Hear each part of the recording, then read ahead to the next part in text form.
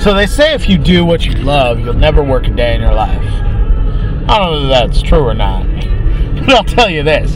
Spending 10 hours in the psych ward is not something I love.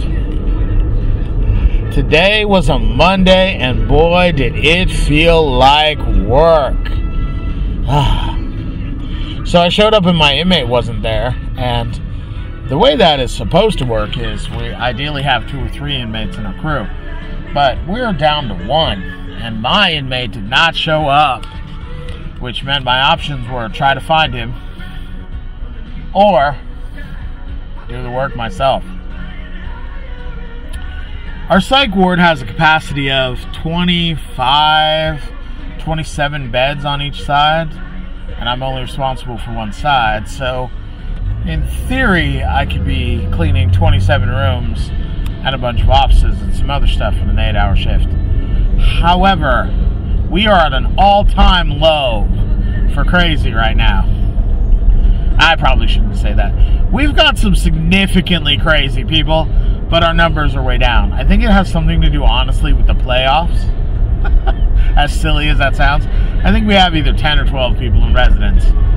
So, I didn't really feel like doing the work myself today, as it's a Monday, and I like to ease into the work week. And doing work myself on a Monday is not something I was thinking was a great idea. So I called my boss and asked him to look for the guy, and he said that he'd been released, so he was probably on his way. So I went out to the security area where I pick him up, and sat there for like a half an hour and thought, man, this dude is not showing up. Like, that's so weird. I thought to myself, you know what? I wonder if he's at the store. So I go walking up to the store, and sure enough, he's waiting in the line. And man, when he sees me, he is not happy. Like, oh crap. My boss is here. I am so dead. I'm so in trouble. And he's like, hey, what are you doing? I'm like, oh, dude, I figured you were at the store. Thought I'd come wait with you here rather than, somewhere else. And he was like, oh, he starts with the excuses. And I'm like, hey, remember my motto. Don't share. I don't care. Whatever. He's like, oh, I was there till 9 o'clock last night. I'm like, that's insane. You worked 15 hours yesterday? Yeah, that's why I figured I could go to the store today, because if I don't go to the store, it's the only time I could go to the store. I'm not going to be able to go. I'm like, dude, relax. I don't care. You're at the store. It's Monday. You know how I feel about Mondays. I don't like to stress on a Monday. I like to ease in. And some guy that he was talking to was like, what do you do on a Friday? I'm like, nothing. What about a Wednesday? Wednesday's a little tough. He's like, wow, I kind of get a feeling you don't do a lot. And I'm like, no, that's kind of what I strive for. He's like, he's just saying that. He works every day. He's just like that. And I'm like, no, I'm not. He goes, yes, you are. People say he's lazy, so he always says he never does anything, but he's lying. He does all the computer work, and he watches us, and he does stuff. He's the guy who fixes everybody's time cards and stuff like that. He just likes to pretend he's lazy. And I'm like, I'm not pretending. So we got his $200 worth of crap. And my inmate is bald. Like, he shaves his head. So I got some shave cream. I got that. He got some, Nick stuff. I get that. He got some razor blades. I get that. But he also bought... he bought body wash, and he bought soap, he bought deodorant, and he bought hair shampoo and conditioner. And I was like, weird, dude, you shave your head. Are you gonna shampoo the downstairs carpet? Like, what's up with that? I didn't get around to asking him about it, but when it rang up, he kind of looked at me weird. So... out of the blue, he's like, hey, we got a new girl on A side.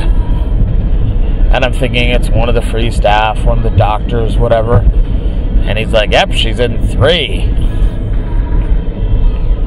And right there, I'm having a bit of a mental, shift in gears. Oh, we've got a transgender male inmate that you are talking about. Gotcha. And, sure enough,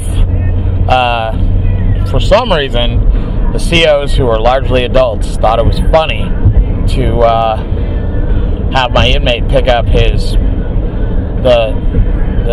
said person's panties and underwear and put them in the dirty clothes area, which I am not sure is something that he really has to do, and it seems to me an odd thing for them to request. I think they were trying to embarrass him, or, maybe titillate him, I don't know. But they asked me to get the new underwear and socks and bra and all that stuff. And I'm like, where is it? So I go and get it, and one of the guys follows me and he's like, what are you doing? He's like, are you sniffing the underwear? And I'm like, yes. And he's like, why? I'm like, there's a stain and it appears to be rather fresh. And so all this guy's clothes were disgusting. Somebody had peed on them or something. That guy's like, what did you do? I just looked at him like, are you an idiot? What did I do? I walked into this room and found the stuff. It's disgusting. Obviously somebody is not pleased with him, her, whatever. So I bagged that stuff up and we tossed it in the dirty clothes hamper, and they found some more. And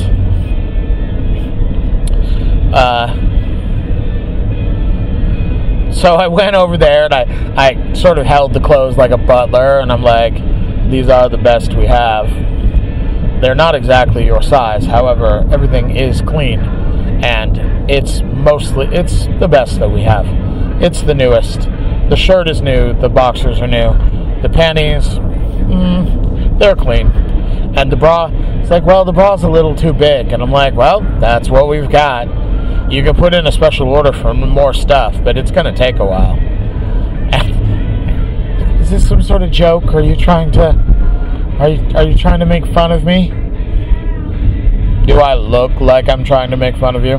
Does this look like a make fun of you face? Why are you the custodian bringing me the clothes? I believe they thought it was funny. At that point, I kind of got a smile from said inmate, because it's embarrassing. Yeah. Are you embarrassed? Do I look embarrassed? Not really. You don't strike me as someone who gets embarrassed easily. Like, no, not really.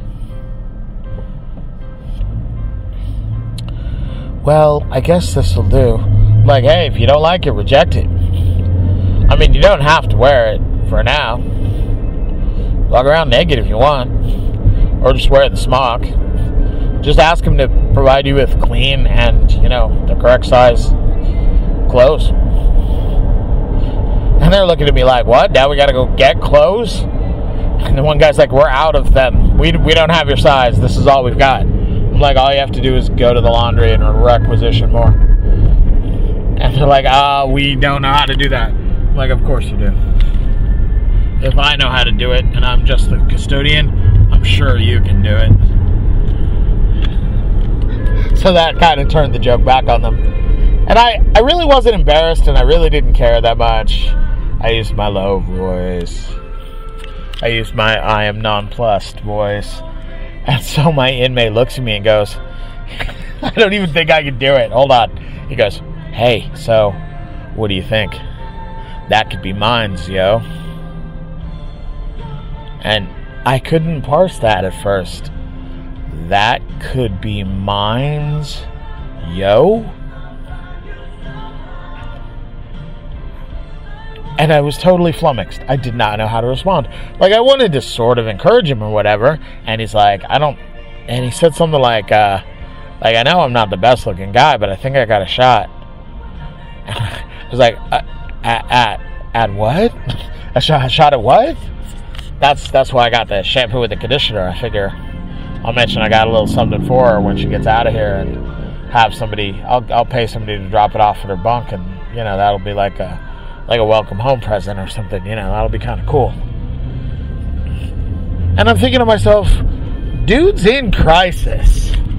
Like, for whatever reason, I don't think overtures are exactly the way to go.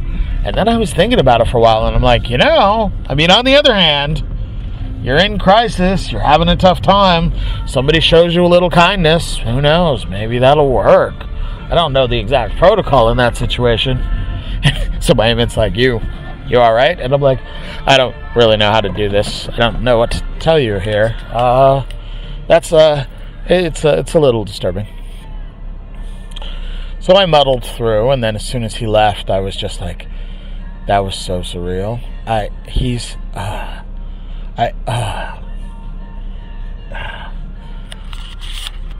So then I had to ask what the most attractive. I was like, on the scale of attractive transgenders here in the prison, where does this girl rank? Like, top 10? Near the top? And he's like, probably like middle. I mean, I like that she's tall. Like, okay. Well, you don't like tall girls? I'm like, I'm okay with tall girls. I like them to not drive stick or have their own stick, I guess, is what I was trying to think of how to say it. Like, well, to be honest, I haven't ever rated transgenders for sexual compatibility or attractiveness, so I don't know if I prefer tall transgenders or small wee ones. I really haven't figured it out. Maybe I'd go for a midget transgender. I don't know. But I couldn't say that out loud because it just felt weird. So what I ended up saying was, I don't mind tall girls. I like girls who are curvy. And the guy's like, oh yeah, I like boobs too. She have boobs? Like, not that I saw. I didn't really notice. Like, weird. How could you not notice that? Well, it wasn't very light in the room. And then I'm just like, this is weird. Okay, I don't want to play anymore. I don't want to play. And he goes, well, Lexi. I'm like, who is Lexi? Oh, that's his name. Her name, Lexi. Oh, okay. Is it short for Alexa or Lexus? I don't really know. I don't know. I think it's kind of cute, though, don't you? Sure. Who's the most attractive transgender here? Oh, I can never hit on her. Everybody's trying to get at her. I got no shot. So I'm kind of stuck at this point. Like, do I want to encourage him? Like, hey, you've got a high-paying prison job. You've got a bunch of money in the bank. You're an okay-looking dude. I mean, you don't have any weird sexual things on your jacket. You know, like, how do you, bolster somebody's self-esteem? Where, like, hey, if I was gonna predict who this ladylike dude is who would want to have sex with another dude, then I would predict you might be that dude. I had nothing. I was like, this was so awkward. I gotta go check on paperwork. I gotta go. And so then the CO who was doing the handoff was like, so was that awkward for you? Were you weird about that? Giving him his underwear? I'm like, nah, what do I care? Like, you didn't feel weird giving the transgender? I'm like, you just said it's a dude. I gave a dude his underwear. And his panties and his bra. I'm like, yeah.